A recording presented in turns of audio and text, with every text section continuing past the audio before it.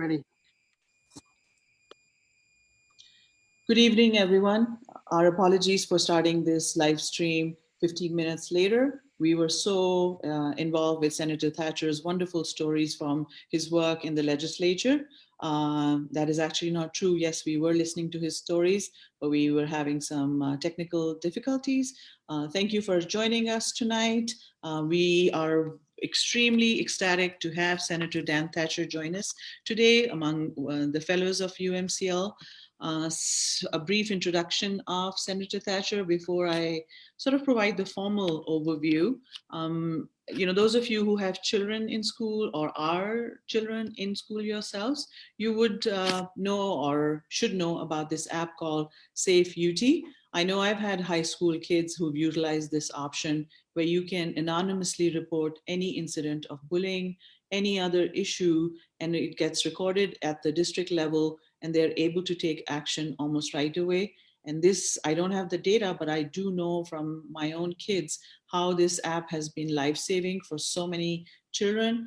And the other amazing effort that Senator Thatcher has led is the hotline for suicide, 988 at the national level, as well as local. I believe he was also the primary sponsor of hate crime bill, which is also a landmark decision in our history in Utah. I will not give it all away at the moment and let him speak to all the details in it. Senator Thatcher was elected to serve in the Utah State Senate in 2010, and his specific focus is on local government and politics, subdivisions, as well as public safety and criminal justice. He is the chair of appropriations for executive offices and criminal justice and chair of interim political subdivisions. He serves as a member of the Utah Sentencing Commission. He's most recognized for his work with sentencing reform, mental health services, suicide prevention, and school safety and crisis intervention. Before I open the floor for questions with Senator Thatcher, I would like to introduce my amazing team of fellows that have joined for the fall cohort. I'm going to start with Seher, if she can provide her introduction to all of you. Hi everyone, my name is Sahar. I am a third year at the University of Utah, double majoring in biology and business admin on the pre-med track. I'm so excited to be a part of the Fall Fellows cohort, and this is an amazing opportunity, and I'm very lucky to be here. Thank you, Sahar. Next up on my screen is Sarah. Hello, my name is Sarah. I am a sophomore at the University of Utah, hoping to go in the healthcare field. I'm also currently a medical assistant at the University of Utah Main Hospital, and I'm so excited to be a part of this cohort and a part of this meeting today. Thank you, Sarah. Next up is Abdul Qadir. Hello, my name is Abdul Qadir Eftin. I'm looking forward to this discussion. I'm a graduate student at the University of Utah. Emily. Hello, my name is Emily, and I am also a graduate student at the University of Utah. I'm excited to be here and hear from Senator Thatcher. Thank you. Khadija. Hi, everyone. My name is Khadija. I'm a first-year student here at the U. I'm a pre-nursing major, and I'm also the Racial Justice Fellow at the UMCL. Thank you. Shema. Hi, my name is Shema. I'm the Civic Engagement Fellow with UMCL, and I'm also very excited to be here. Thank you. Last but not the least, one of our board members is also present, Omar Raouf. I'm not sure if he wants to provide his introduction or if he's just going to help us with running. Yeah. Right?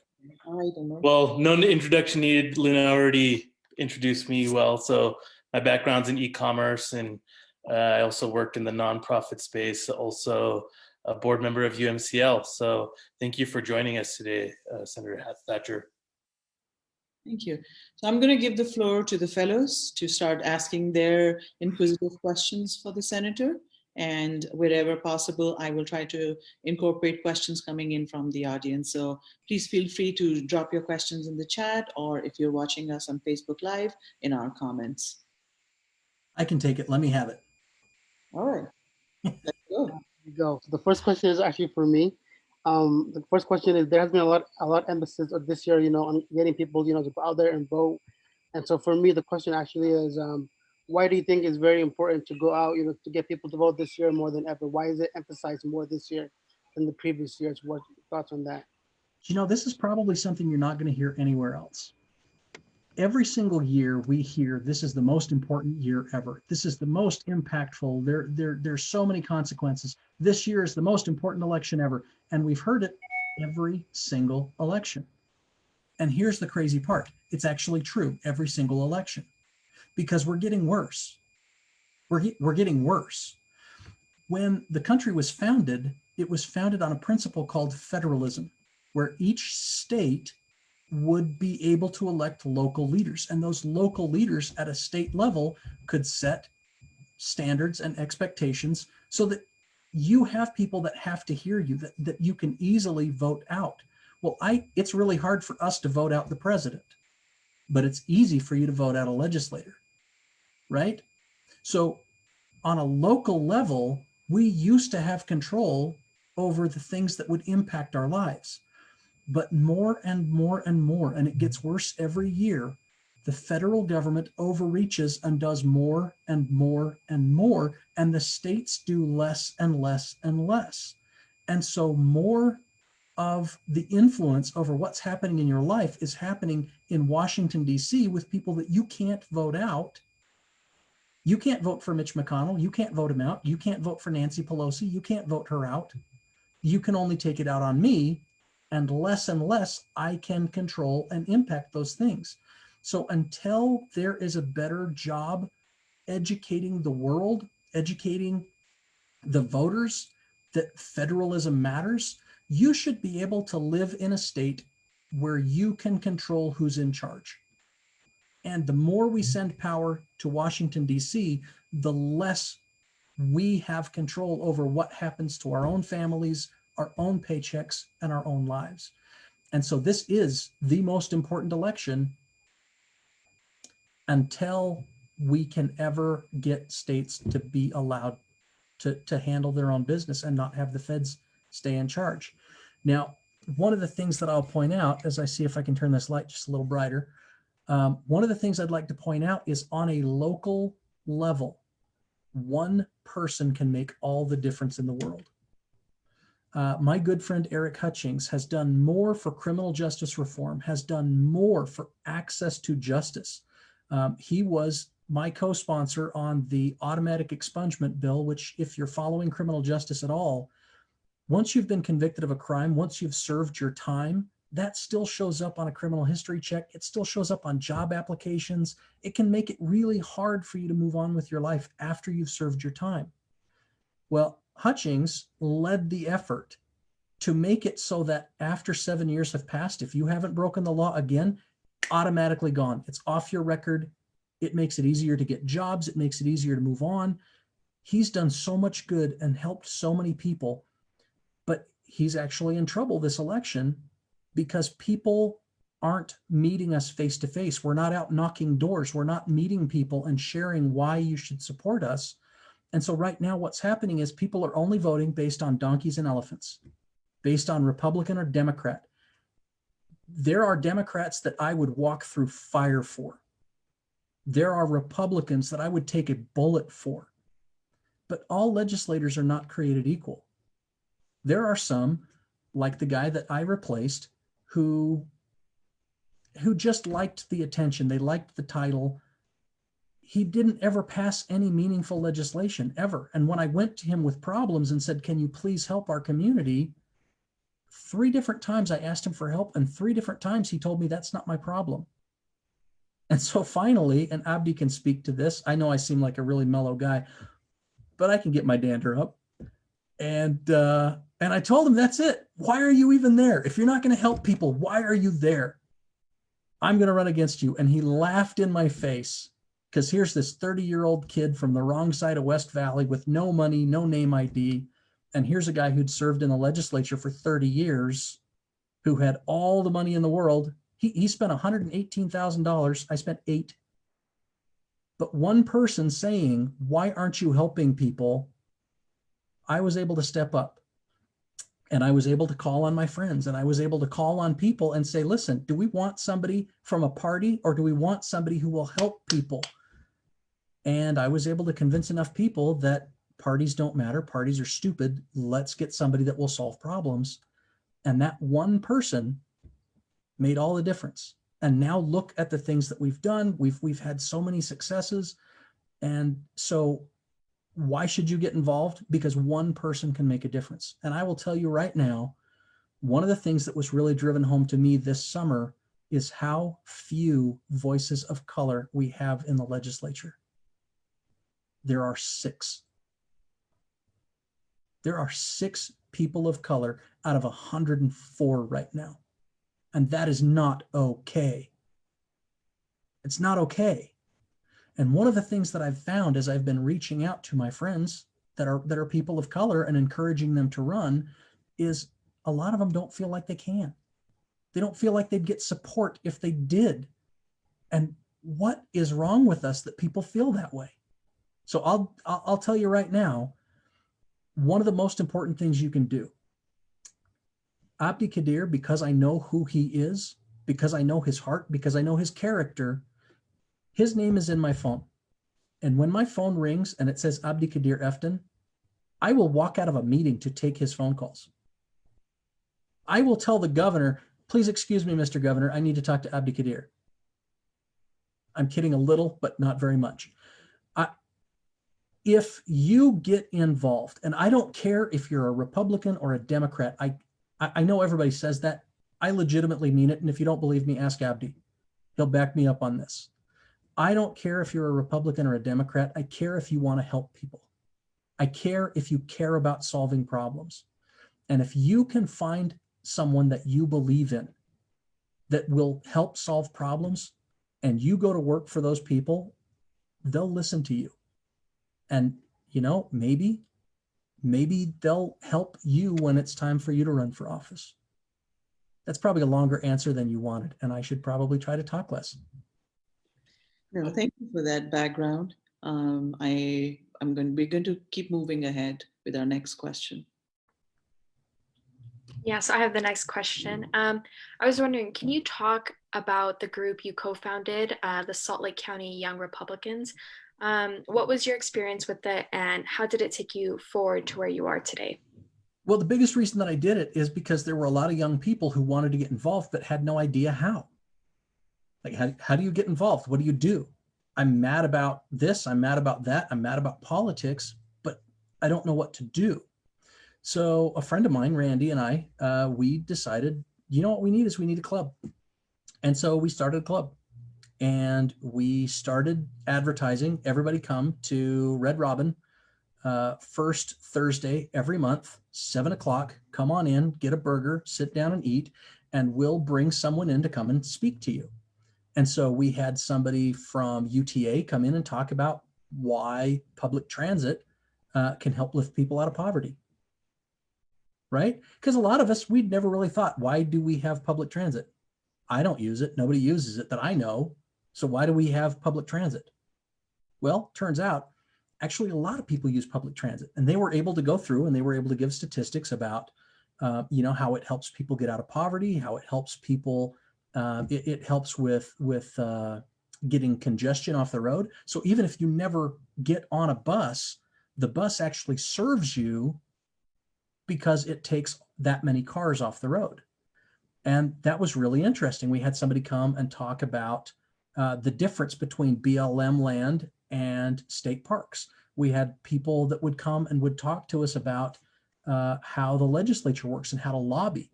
And so it was kind of a social club. We'd usually have about 50 people would show up. And the important thing was when you came, you would learn something. You'd learn something you didn't know before. We had one of my favorite meetings ever was we had a woman from the Philippines come in, and she talked about the process of marrying a U.S. serviceman and getting her citizenship and the process she had to go through for that. And then everything she had to go through in order to help her family legally immigrate to the U.S. and all the different roadblocks and all the problems that they ran into. And I think I think it really changed a lot of minds because people had never really, especially on the Republican side, hadn't really thought through those logistics before. And so that group it was a good way for helping people get involved, for helping encourage people to be more involved. And when I did decide to run for office, I had 50 people that said, "Oh my gosh, that's so awesome. I'm so excited. Yeah, we'll help you." And they were willing to come out, and they were willing to pound signs, and they were willing to knock doors, and they were willing to make phone calls and help me get elected. And so I will tell you right now, if I had to do it over again, I probably wouldn't do a Young Republicans Club. I would probably do some different type of nonpartisan thing, because the fact of the matter is, right now, partisanship is killing our country. And I don't know how to fix it yet, because the fact of the matter is, you can't win election if you do not belong to one of the two parties. You have to join one. You have to join one. And if you don't, you can't serve, and then you can't pass legislation if you don't get elected, and you can't get elected if you don't pick a party. So, someday we'll, I think, grow up. Someday I think we'll be able to be post-partisan. But for today, you have to pick a party. Thank you. All right, so I have the next question. So I wanted to ask if you could talk about some of the bills that you have sponsored this year. Now, when you say this year, do you mean the ones that just passed in January, or do you mean the ones that I'm about to propose next January? Maybe a little bit of both, something that you're working on and some things that you have worked on. Okay. Well, I'll tell you, probably the bill that got more attention than anything, and the bill that ended up becoming very, very deeply personal to me, was the hate crimes bill. The traditional opposition to hate crimes has always been free speech, right? You have a constitutional right to say horrible, awful things. And you can't infringe on someone's First Amendment free speech right to say terrible things. Also, there's kind of an issue with the idea that one victim would be more valuable than another victim, right? It shouldn't be worse to hit this kid than that kid. And that's kind of what we had to overcome. There was a lot of misunderstanding with what hate crimes legislation does. And so we worked for years. I ran it the first time in 2017, ran it again in 2018, and finally in 2019, we were able to get the ball over the goal line. And we did it by trying to educate people about why hate crimes legislation is important. It's not about punishing your speech. It's not about punishing your thoughts or your beliefs or your opinions. It is about punishing a criminal act. If you don't commit a crime, then there's no punishment for your thoughts or your feelings or your beliefs. But when you walk into Lopez Tire Shop and pick up a tire iron and say, "I'm here to kill a Mexican," and you split a teenage boy's face open,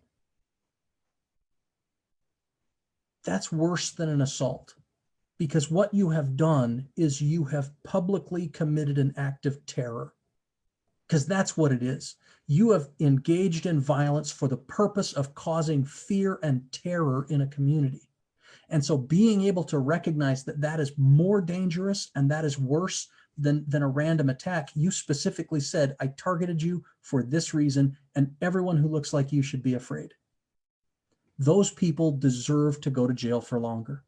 So we worked and we worked and we worked, and I was finally, for the first time, able to get it through the Senate.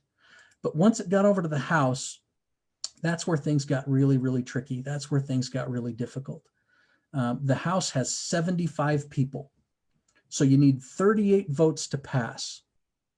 Well, we had 35.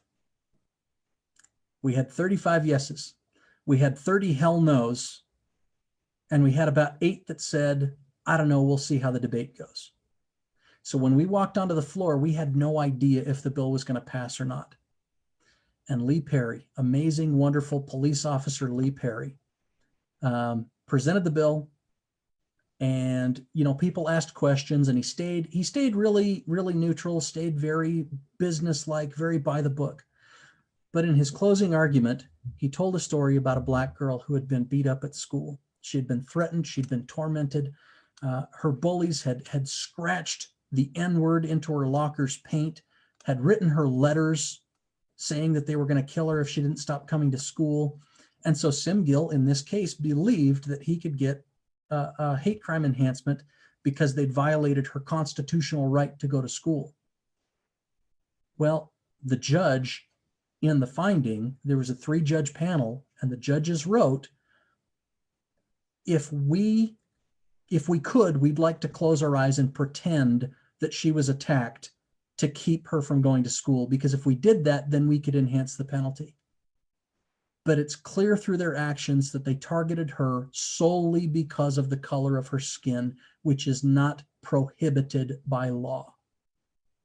So Lee Perry tells this story on the Senate floor, and then he reminds the legislators, there's a penalty enhancement for targeting a legislator, but there isn't one for targeting that little girl. And he said, do the right thing. You reach over and you vote for this bill. You protect that little girl next time. And as Lee Perry and I sat and we watched the votes come in, we didn't get 38 votes. We got 63. And those were our faces as the vote totals came in, and we realized that we had finally, after years and years and years, we had finally gotten our way. And you can see the utter shock on Lee's face, and you can't see the tears on my face, but they were coming. And I got to be honest, that may have been one of the best days of my entire life, was the day that that bill passed the House, knowing that it would become law, and that from then on we'd be protecting people. So I've got a ton of stuff coming this year. I'm running a lot of law enforcement bills that will change the way that use of force occurs. We're running a bill that will change how dogs are handled because of that terrible situation out of Salt Lake. One of the bills I'm most excited about is to remove employment barriers. Now, I was really happy to hear how many of these beautiful young people are able to attend university. Well, not everybody has that opportunity. Not everybody has that privilege. Not everybody, especially in the neighborhood where I grew up. I grew up in West Valley, up by 3100 South and 3200 West.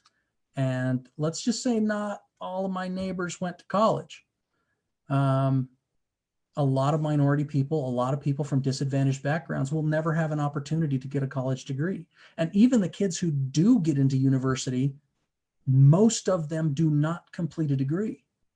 So one of the barriers that I would like to remove to employment is, unless a job posting specifically requires that you have a degree. So for example, if you're going to hire an engineer, it needs to be someone with an engineering degree. If you're going to hire a doctor or a lawyer, it has to be someone legally allowed to practice. But why are we placing requirements for bachelor's degrees for other jobs in government? Right now, if you go online and you are looking for a job, so many doors are closed to you. Now, the state of Utah is the largest employer in the state. Did you know that? The state of Utah hires more people than anybody. So what my bill would do is it would prohibit creating that artificial barrier and requiring a university degree for employment unless a degree is a necessary part of that job. And what I believe that this will do is I think it will open a lot of doors for a lot of people who otherwise would not have those employment opportunities. And right now there's opposition. My Democrat colleagues on that committee basically came back and said, well, but education's so important. You're right, education is important. And if you want the highest paying jobs, those highest paying jobs are jobs like engineering and doctors and lawyers, and they do require a university degree. But why are we keeping disadvantaged people disadvantaged? We need to empower them. We need to unlock those doors. We need to remove any and all barriers unless there is a good reason. And so I'm hoping to get support for that. Probably the biggest thing I've done since 988 has been we're going to create a new type of first responder. Right now, if you call 911, your options are police, fire, or EMT. Well, EMT is usually a firefighter. I don't know if you know that, but usually an EMT is a firefighter. We are running a bill that will create a new type of first responder that is like an EMT. It'll have the same level of training. It's going to be the same level of expertise, only they will be trained in mental and behavioral health response. It is the first in the nation. No one has done this. So just like Safe UT, just like 988, we will lead out on these behavioral emergency service techs. I call them BEST, right? Because that's the best. But those are the bills I'm most excited about. Thank you. I appreciate your work and what you have coming up next. Oh my gosh, we've got so much more cool stuff. I'm just trying to not talk too much. I think I'm failing. Thank you, Khadija, for that question. And thank you, Senator Thatcher. I think both the bills that you mentioned really has us excited, especially the employment bill. I think it really affects our community absolutely directly. So we'd love to chat more about it and see how we can support you on that. Before we end, I'm not sure what the other questions are, but one of the things that I'd really like for us to talk about is how to get your community more visibility and more involved up on the Hill. Abdi Kadir and I have been talking about the need for you to have a lobbyist. I know everybody thinks lobbyist is a dirty word, but the fact of the matter is the Church of Jesus Christ of Latter-day Saints has lobbyists on the Hill, and they're heard and people hear them. The Catholic Church has Jean Hill, and she's amazing. And, you know, they lobby on behalf of employment issues and homeless issues and service issues. And they're fantastic, and they're a really great resource. And when Jean Hill calls, I pick up her phone and I answer because I know that she represents a very large constituency. And I think that you should be getting that exact same respect. I think that you should have those same opportunities. I think if you were to put together an executive board where you had people who could look at bills that are being proposed, talk about how they would affect your community, you could have somebody like Abdi Kadir pick up the phone and say, Senator Thatcher, I'm looking at your employment bill and I want you to know that we support your bill. And I could say, Abdi, can you come to committee on this day and testify on behalf of my bill? And having somebody from your organization get up during the presentation and say, we feel that this would especially benefit the refugee community. We believe this would especially benefit, low-income families. That gives the legislators additional things to think about when maybe they wouldn't otherwise vote for the bill. Lobbying can really be a force for good.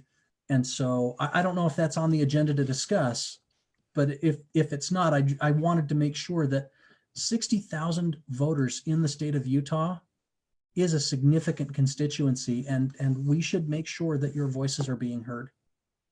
Thank you for acknowledging that, and thank you for including us in that conversation. I'm not sure if you do know, we held our first Muslim Day on the Hill in last cycle, and it was the first effort to bring folks and basically show them how to lobby with their own representatives. We had an overwhelming response, frankly, so much so that it was hard to control the crowd that day as to how many people showed up. I kid you not, we had a lot of folks come in, but that also made us understand how our community does listen to what the legislature is doing, is interested, or wants to contribute. And I think it is up to an organization like us to channel that energy. So we do have plans, and I'd love to take you up on your offer and discuss more.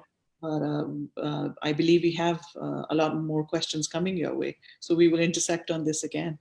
Okay, great. Okay, I have the next question. So as Senator of District 12, what are the main issues affecting your constituents? Well, I'll tell you, there are things that affect everybody, right? And so one of the things that you don't hear me usually talk about is education. Education is the #1 issue for everyone. It is the #1 issue for everybody. So if you're not talking about education, you're kind of missing things. But here's the thing. Out of 104 legislators, 104 of them will talk about education. There are so many people working on education. Do you know how many people were working on mental health in 2013 when I started working on mental health? 1. Steve Elison. When I started getting involved in suicide prevention, here are a couple of things that stood out to me. #1, it was the leading cause of death for Utahns 10 to 24. The leading cause of death, and nobody wanted to talk about it. I had my mentor, the person who gave me the best advice, pulled me aside and said, hey, you got to drop this suicide thing, man. It is a massive bummer and nobody wants to talk about it. And it's going to cost you your election if you don't knock it off. And I didn't listen. Let me rephrase that. I listened. I just didn't comply because I knew it was the right thing to do. And he was right. People don't like talking about suicide. It bums you out. So instead, let me talk about the success we've seen. Since we rolled out Safe UT, we have 300,000 junior high and high school students in the state of Utah. Now, the reason that I focus on that is because K-6 really does not use Safe UT. It's less than 2%. And higher ed really doesn't use Safe UT. It's less than 2%. So 96% of all Safe UT usage is coming from junior high and high school. So out of 300,000 kids, our peak usage was 168,000 texts in 1 year. Now, let's be clear. Some of those are from the same kid, okay? But to that I say, good. If you need it again tomorrow, use it again tomorrow. If you need it every day, use it 365 times. If you need help, use it, get help. So what I try to do is, instead of focusing on things that are popular, instead of focusing on things that everybody wants you to focus on, I've tried to look at the things that are neglected. Like, for example, how do you get back to work after getting out of prison? Do you know how many people have come to me and said, Senator Thatcher, will you make sure that people who have done bad things get treated fairly and with kindness and respect? It's a trick question. 0 people. I have never had someone come and lobby on behalf of those who have been incarcerated. But I'll tell you what, I'm going to focus on that anyway, because no one else is, except Eric Hutchings. I've focused on making sure that we have training programs, education programs, rehabilitation programs. Now, that's not to say that I'm soft on crime. If you want to talk about somebody that has that is a risk to society, somebody who has a risk to reoffend, then by all means keep those people locked up. But let's use drunk driving. Nobody's going to defend drunk driving. It's terrible. It's horrible. It's the worst. We all probably know someone who has been injured or killed by a drunk driver. I know I did. I mean, for crying out loud, growing up as a kid, my brother-in-law's niece was killed by a drunk driver.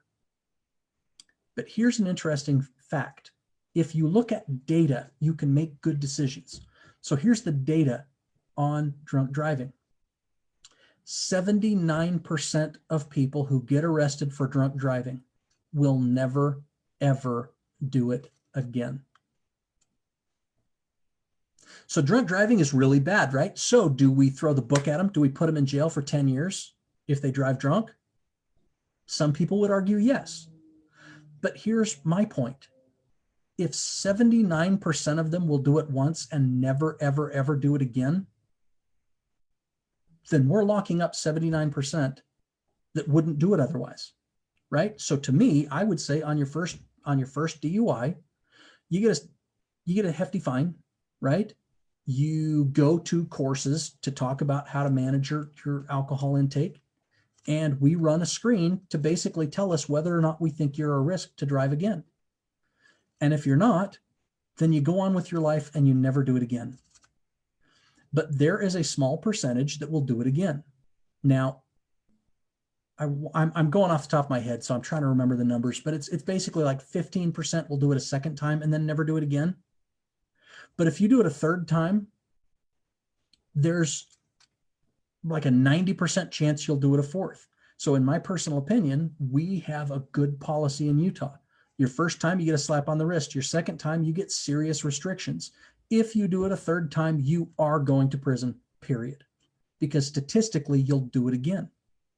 So focusing on things that are not popular is some of the most important work that you can do, because lots of people want to pay attention to things if they're in the news. Lots of people want to be the person that is the education person. Nobody wants to be the suicide guy. But without me being the suicide guy, we wouldn't have Safe UT, we wouldn't have 988, and we wouldn't have these behavioral first responders. And so the most important issues to my district aren't always what people say are the most important issues to the district. Does that make sense? And that's one of the things that actually sometimes gets me in trouble. I've had people before say, well, why aren't you out there, thumping your chest about education? And I said, because there's 103 other people to do that. And so I feel obligated to focus on things that nobody else is paying attention to, that nobody else thinks can be done. The police reforms that I've got negotiated on behalf of the NAACP are things that some people didn't think could be done. So that's, like I say, it's one of the things that I think would make me a bad Democrat is I don't just do things that are popular. I do things that I think need to be done. Thank you so much for your response, and thank you for all the work you've done thus far, and I'm excited to see what comes next. Well, I'm excited for COVID to be done so like we can actually hang out. I'd really like to meet you guys. Y'all seem very cool. Plus, any friend of Abdicadir's is a friend of mine. Thank you. Does anybody else have a question? I think Shema has a question. Yeah, I can ask the next question. So many Muslims in our community choose to stay out of politics and think that their vote doesn't matter. What would you say to them, or what advice would you give to them? Okay, here's the advice that I would give to them. Every vote counts. And I know people don't think it does because we're only paying attention to national stuff. On a national level, you're right. Our vote for president doesn't really matter much. But you know what? In my race, every single vote counted. And going from a guy who didn't ever think that anything was his problem and didn't ever solve any problems and didn't ever run bills to a guy like me who carries 10 bills a year minimum, some of which have been really pretty significant, if I do say so myself. That happened because a couple of people believed beyond reason. Well, the biggest mistake that I think we can make is we get caught up in this donkey elephant drama bomb, okay? Where if you're not a Republican or you're not a Democrat, then I have to hate you. And I think that's a big reason why a lot of people stay out of politics, is they're not prepared to hate half of the country. Well, you don't have to. You don't have to. I'll just tell you right now, when Abdi Kadir runs for office, I will support him. I will. Hell, I'll do a fundraiser for him. I'll give his nominating speech at the Democrat convention. They might throw, tomatoes at me, but I will support people that I believe care about solving problems. So right now, one of the closest races in the state of Utah is going to be in Magna.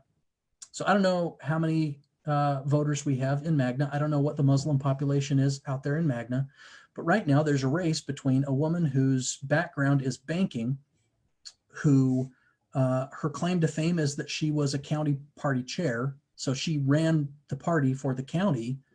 And she just wants more people from her party to get elected. And that's the reason that she's run.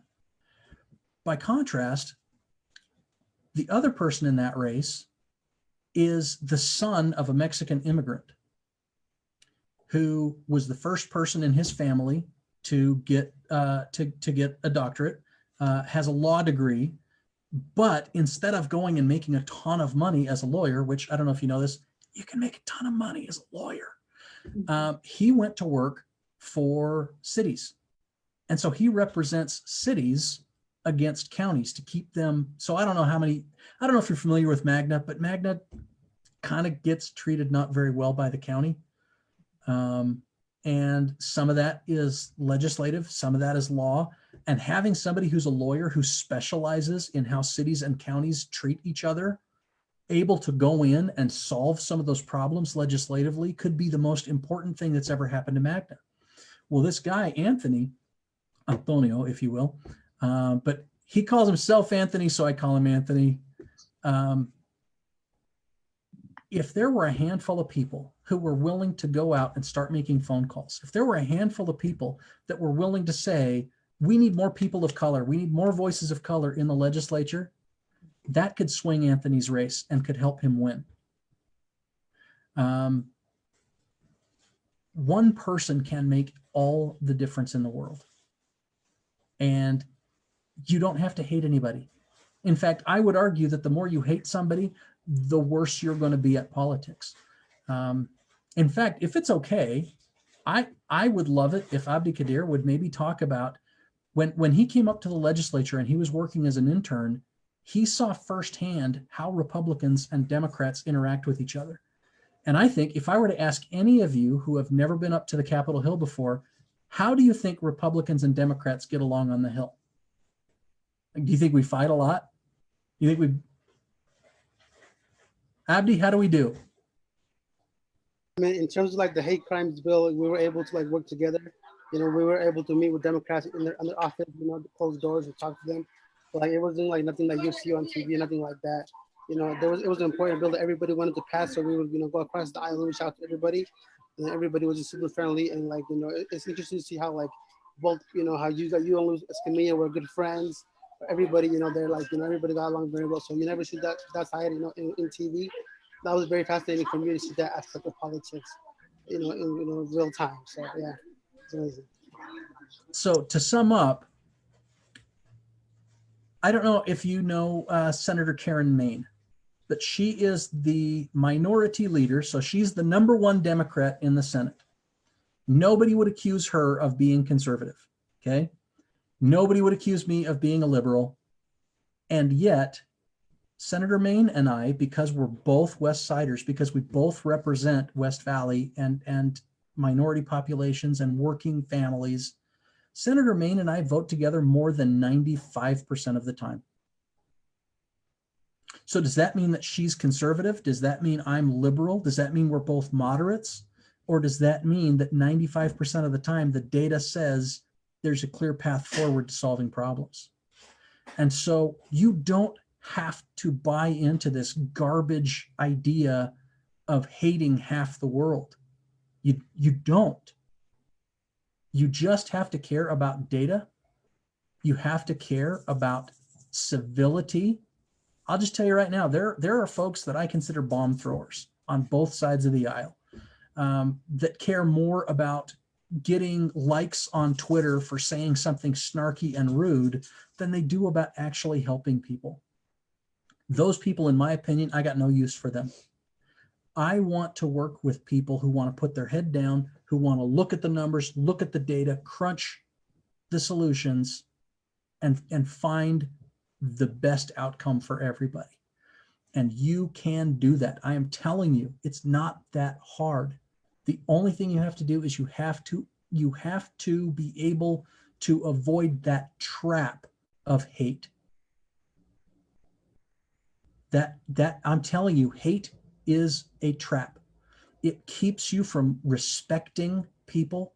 It keeps you from reasoning with people, and it keeps you from growing as a person, and it keeps you from solving problems. You can disagree with someone, but when you hate them, when you hold disdain, and that's okay, I'm going to get political. I'm sorry. I try not to get political. That's the problem that I have with our current president. Senator, we do appreciate. Disrespect someone. Right. You can't work with them. And it's not just the president. He's just the most prominent because he's the one whose face is on TV every single day, all day long. There are people on both sides of the aisle who do not respect those with differing voices. And if you fall into that trap, you will not be able to solve problems and you will not be able to help people. But if you can rise above it, you can change the world. Right. Senator, I subscribe to every ideology that you are talking about, especially anti-hate. But I would nudge you to say that, when you are a minority community as we are, and when you are a minority party up on the Hill, you have no choice but to work on the other side. So a lot of times the dynamics are changed because we don't have a choice. We're so few in number that we have to figure out a way to work with a bigger brother. Just something that we kind of face, but I'm going to let the fellows ask you the next question. And perhaps you could allude to this in another sort of your responses. Okay, so I'm asking the next question. And my question is, what do you think are the main issues affecting the Muslim community in Utah, and what can we do about it? And you're muted. All right, well, let's start with this. First, I don't know that I'm the right person to tell you what the problems are in your community. I think that's part of why I think you would be well served by having somebody, whether it's a volunteer position or whether it's an elected position within your board. If you had someone whose responsibility was communicating with the legislature, I think we would have a much better idea and a much better understanding of what your community needs. So based on that simple fact, I would say the number one thing that you could probably use in your community is a unifying voice. Someone to represent and to bring your concerns to the legislature. I'll tell you, Janetta Williams is the director of the NAACP, and I was talking to her again today. She's actually my constituent. She lives in my Senate district. And so when there are issues facing the Black community, I know I can pick up the phone, I can call Janetta and say, hey, does the NAACP have a position on this? I'm looking at this solution. How do you feel about that? I know who to contact, and so I know how to reach out to them. With the Catholic League, it's the same thing. I can pick up the phone. I can call Jean Hill. I can say, hey, is this something that's on your radar? Would you like to be a part of this discussion? If it's a bill that addresses cities or counties, I can pick up the phone and I can call folks from Salt Lake City and say, hey, can you come to a meeting and talk about this issue and how it affects Salt Lake? But right now, I don't know who I would call to talk about the Muslim voice. I don't know who I would reach out to.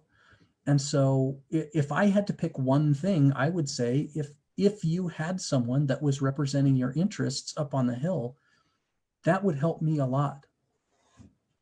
I don't know if that's a good answer or if that's a bad answer to say, I don't know. But the reality is the fact that I don't know tells me that probably the biggest issue would be unifying under a voice.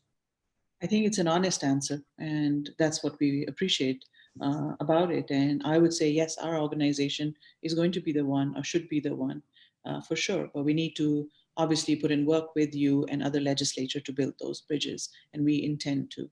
I'm once again going to refer to the fellows with their next question.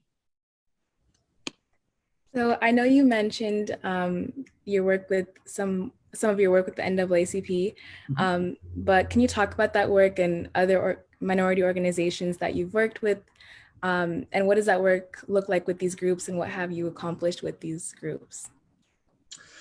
Well, I'll tell you specifically with the NAACP, what it's looked like is, I don't know if you guys have noticed, but their police issues have come to the forefront this year, and how law enforcement is handled. Now, I want to be clear that I believe that we could not have a civil society without law enforcement. If we did not have the ability to say, this is acceptable, this is not acceptable, and if you do these things, if you harm others, if you cause threats or injuries to others' property or person, then you'll be punished, and this is how we do it. We have to have law enforcement. We have to. However, because we're asking law enforcement to go into the worst and most dangerous situations, I mean, I don't know if any of you have ever done a ride along, but that's something where you can talk to your local law enforcement, say, I'd like to come and I'd like to see what you do on a day-to-day basis. I'll tell you, domestic violence cases are scary because they're so intense, and there's so much emotion, and there's so much rage, and they are completely unpredictable. You have no idea what's going to happen. I was once on a ride along, we pulled somebody over, and when he ran the plate, it came back and said, warning, this is a person that is wanted for armed robbery. This is a person that is presumed armed, that is dangerous. This is a person with open warrants for murder. And I'm sitting here next to my friend Hopper, who's a highway patrol trooper. And I said, Hopper, are you going to call for backup? And he said, there's no backup. I'm the only guy for miles around. So if anything bad happens, jump out and start running that way. And he went up, and it could have been a real bad situation. So the first thing that I want to establish is law enforcement has a really hard job to do.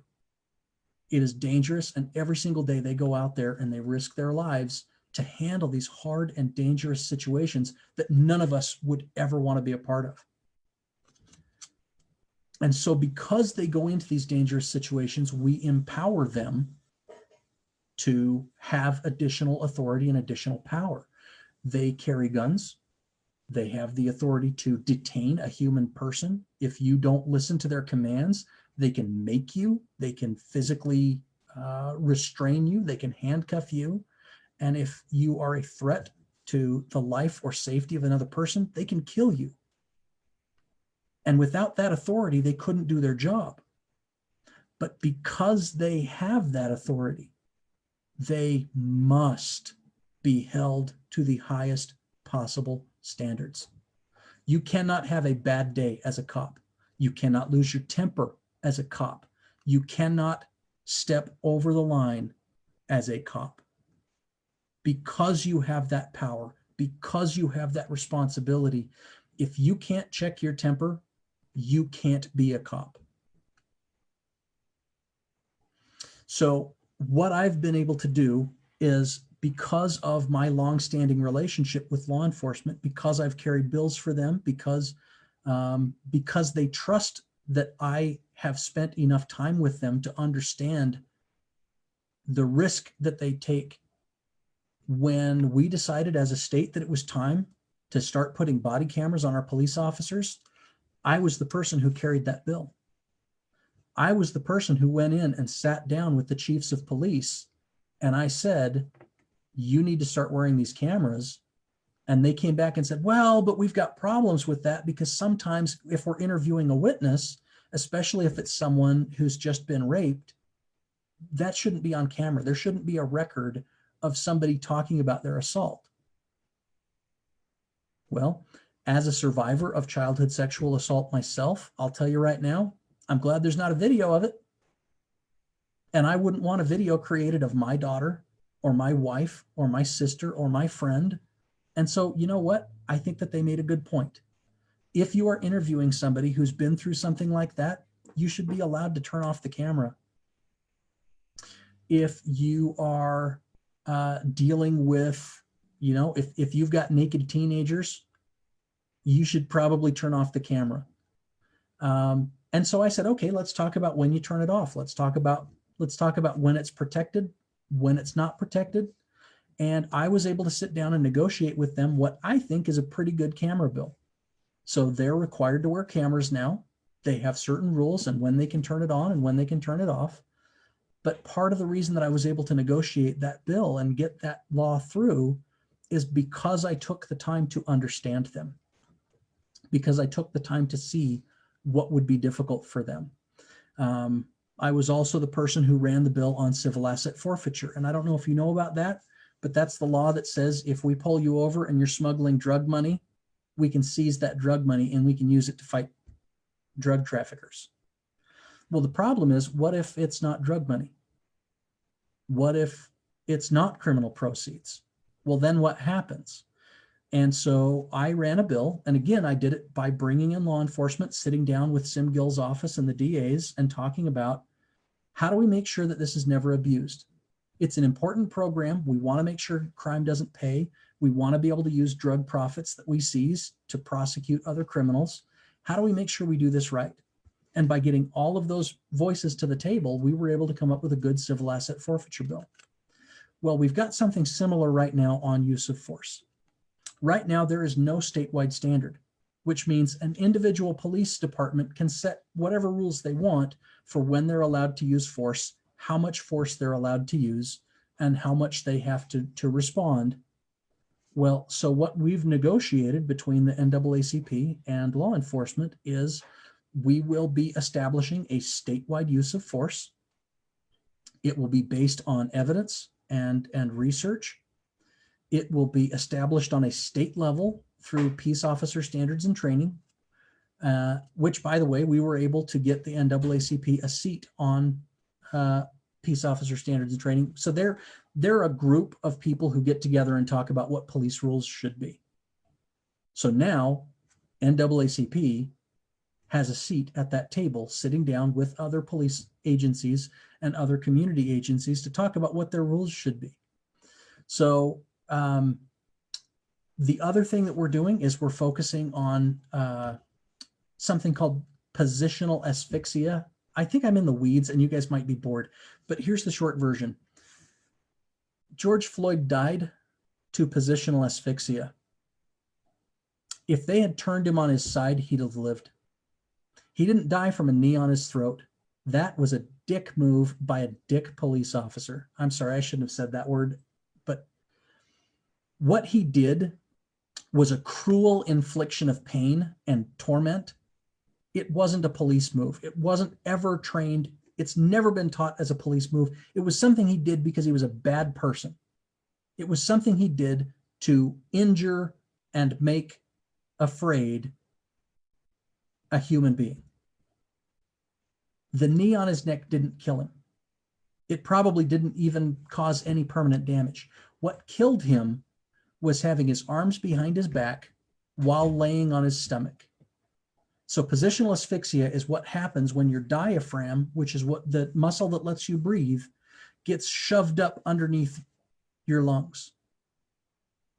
If you know about it, then you turn somebody on their side and they don't die. If you don't know about it, then people asphyxiate.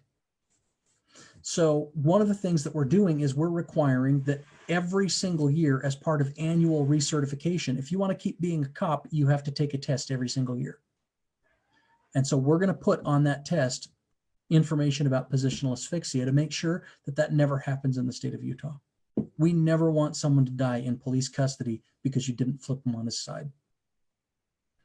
I think I may have gone off on the weeds on that one, and I apologize. But no, we the bottom line is, if a group comes and says, Senator Thatcher, we have a problem that we'd like to fix, then what I like to do is I like to look at, okay, who is impacted by the change you'd like to make? And then I'll go and I'll talk to the other side and say, hey, if we'd like to do this, this might cause a problem for you. Is there a way that we can come together? And what I find is most of the time I can get both sides on the same page. And when you can't, that's when you have to roll up your sleeves and fight over the hate crimes bill. Thank you, Senator Thatcher. And I think I would probably be representing most of my fellows when I say that we have a problem in policing in our community. In your narrative, I understand that there are gaps that we need to fill for you to understand what are the challenges we are facing. Whatever you've explained, there are definitely, some of the things that either we don't agree on, or there are things that we think could be handled a little differently once you understand the way we receive policing in our community, for sure. I'm going to look around and see with a nod of their heads if the fellows would agree with me, and perhaps take you up on this issue about policing one-on-one in a separate meeting. I know that we have kept you over time for this meeting. We do have one last question from the fellows, and we also have probably questions from the audience. Is it okay to ask for 10 more minutes of your time?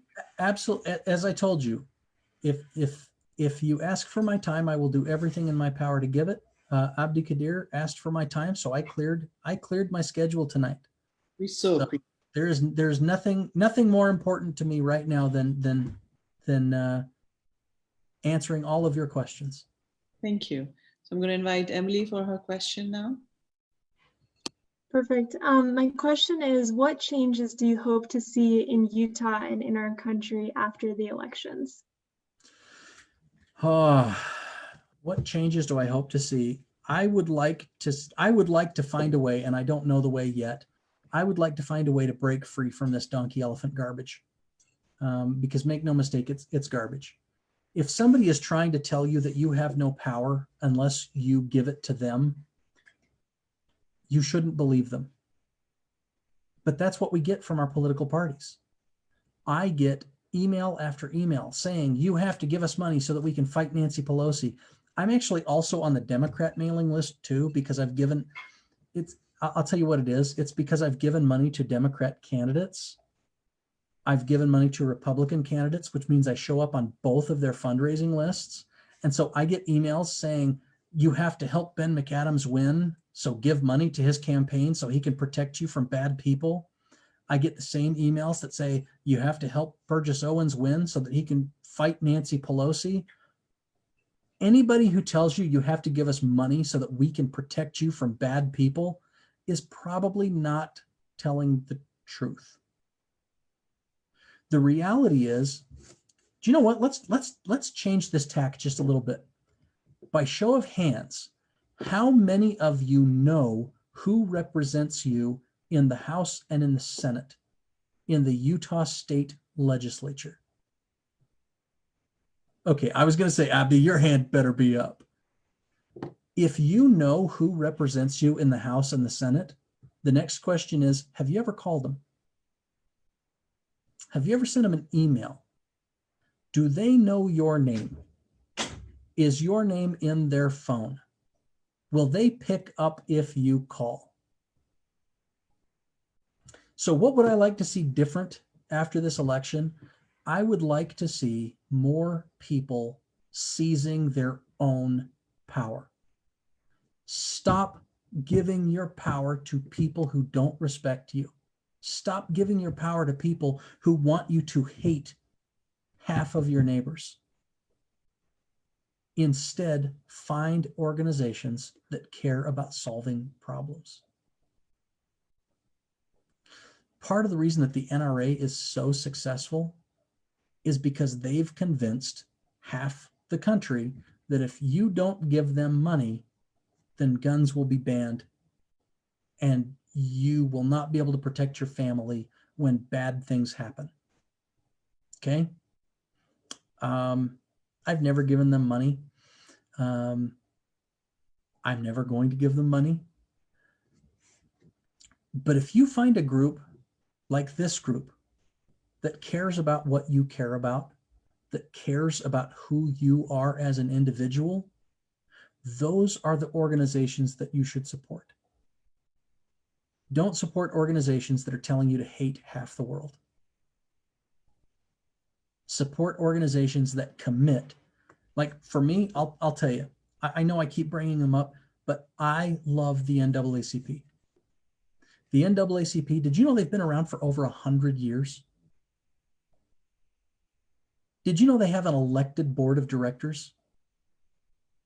They hold elections to choose people to represent them. And because of that, I know that they care about solving problems. When I call Janetta and say, Janetta, here's what I'm working on. Would you like to be part of this group? Sometimes she'll actually say, you know what? That's not on my radar right now, but send me the finished product and I'll tell you if I like it. Sometimes she wants to come and she wants to help and she wants to have input, but sometimes she'll just say, I trust you, knock something out and send it to me when you're done. And I'll give you the thumbs up or thumbs down. So I don't think it's what's going to happen. It's what I want to have happen. But I want every single person in America to seize their own power, to stop giving it to people that want you to be divided, that want you to hate, and start giving it to groups that know who you are.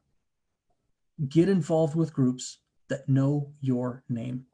Get involved with groups that care if your family is safe and happy and prosperous. Get involved with groups that care whether or not your uncle can get on with his life after making a mistake, that care whether or not you can get a job even if you couldn't afford to go to school. Find people that care about you and support them, and stop feeding the donkey elephant machine. That's what I want to see happen after the election.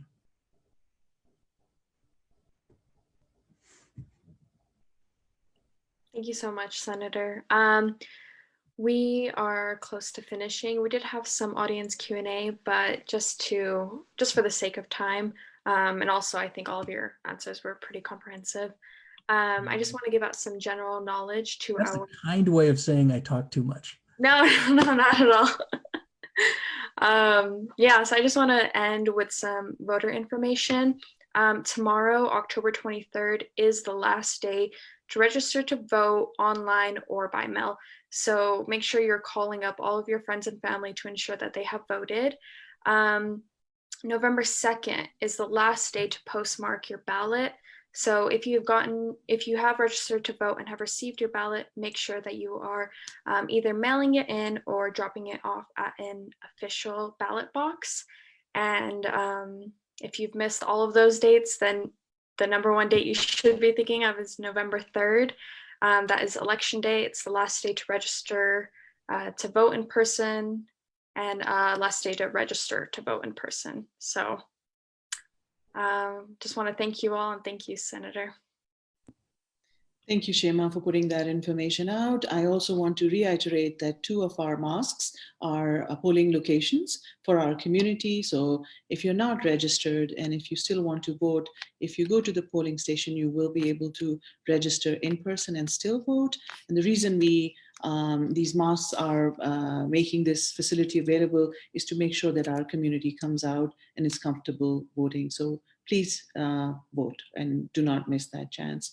And to the Senator, I would say you have been one of the most gracious and one of the most, what should I say, informative and, incisive and all of that. I am so amazed by your knowledge, by your sensitivity towards us. And I really, really appreciate everything that you have told us and shared with us candidly, and also, kind of your patience through our technical issues. So, we've really enjoyed our interaction and we hope to continue. We'll make sure that Abdul Qadir keeps calling you on our behalf, but once in a while, please pick up my call too. And it would be great to connect again on some of the issues of the community once this election. I'm going to drop my mobile number in the chat right now. And if you want to text me your contact information, your name and your number, I will save you to my phone And Thank so if you want to reach out and ask about races, so for example, if any of you guys are in Eric Hutchings' district, I don't care if you're a Republican or a Democrat, please, please support that man. I don't know what I'd do without him. He's an amazing, amazing legislator. If you're in House 22, again, I really hope that you would support Anthony. I think we need more people of color. If you want my honest opinion, ask me and I'll tell you. I don't know if you've learned this about me yet, but two things. Number one, I never lie unless it's funny. And number two, I can't promise that we will always agree, but I promise that I will always listen. And I promise that I will never lie to you. Unless it's funny. Thank you so much. And I thank everyone who was able to join us online or on the panel. And to my team and to Umar, who saved the day today. I am so appreciative of your time, your energy, and your dedication to this cause, to this organization, and to our community. Thank you so much, all of you. Thank you, Senator. Thanks, everyone.